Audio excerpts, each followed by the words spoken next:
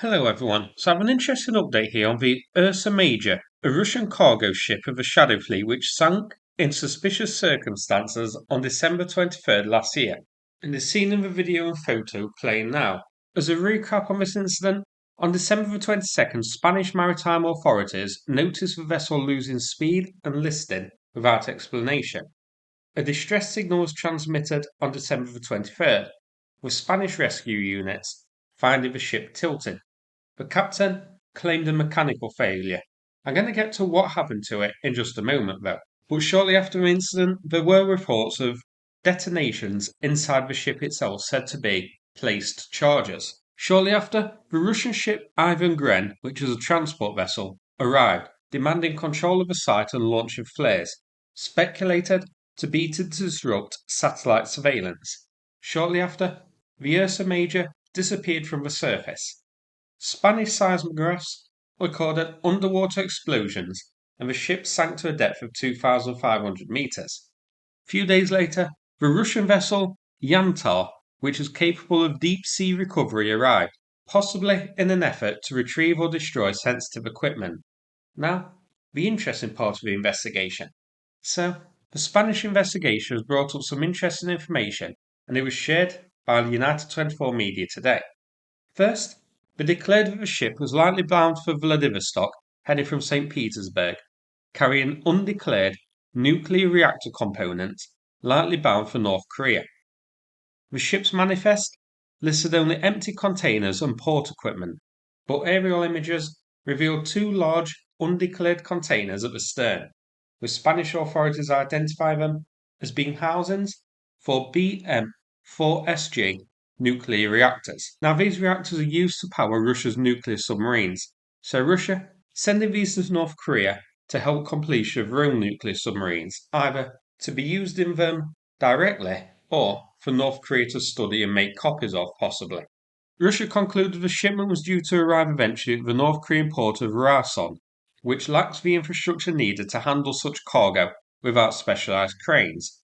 The cranes needed were also found on board. So, to recap, the Russian ship sunk under suspicious circumstances near Spain. A Russian military ship arrived to supervise it, and Spain concluded that the ship was transporting nuclear reactor parts to North Korea. So, what happened to it? Well, the captain of the ship claimed a mechanical failure at the time, but then it was later reported that 3 explosions were recorded below decks, which led to speculation that Ukraine managed to get some charges on board to sabotage it. It is possible. Ukraine has done that sort of thing before. Now, I'm not sure if this on the Ursa Major was the first time, or if it did it to a ship before then, but Ukraine has certainly got charges onto Russian tankers and cargo ships. Not so long ago, they did so on a cargo ship near Sedan, if you might remember, which had charges put inside which detonated. However, Spanish authorities also discovered that the hull damage shows signs of an external strike, consistent with what they described as could be a supercavitating torpedo. So what happened to it? Well, I think Ukraine did get charges onto it. I don't know whether they knew it was going to be transporting reactor parts. I don't think so. I think that's just a coincidence here. I think Ukraine just thought it was a Shadow Fleet cargo vessel and decided to hit it by putting charges on it whilst at port. But the external hull damage, I think, was Russia. Firstly, I see no way for Ukraine to hit a tank from the outside like that. They can't get marine drones into the Mediterranean, so that rules them out. And if Ukraine had the ability to launch drones or torpedoes in the Mediterranean, such as from a container ship, I think they would have used it more often since last December. We did see Ukraine launch drones from a cargo vessel a few weeks ago, hitting a Russian tanker and setting it on fire. That's the first time we've seen it happen. But I think a year's gap between such strikes is too long. Ukraine would have used that method again if it worked, and since the Ursa Major sunk, it did work. But since then, they have used the method of putting explosive charges onto Russian cargo ships whilst at various ports. So I think that's how Ukraine got this. However, I think Russia then sunk it to try and hide what it was carrying.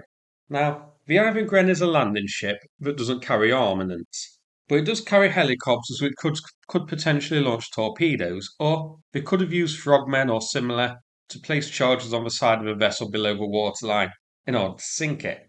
So, Ukraine damaged it initially. Russia, fearing that Spanish authorities may board the cargo vessel or survey it from helicopters and maritime patrol aircraft and notice what it was carrying, or even the vessel having to limp into a Spanish port for repair and then be investigated, decided it was best to sink it immediately using the Ivan Gren to prevent from Spain discovering what it was carrying, and then sent another recovery ship along to try and destroy the cargo whilst it was on the seabed. That's my theory anyway. Let me know in the comments if you think that is quite likely.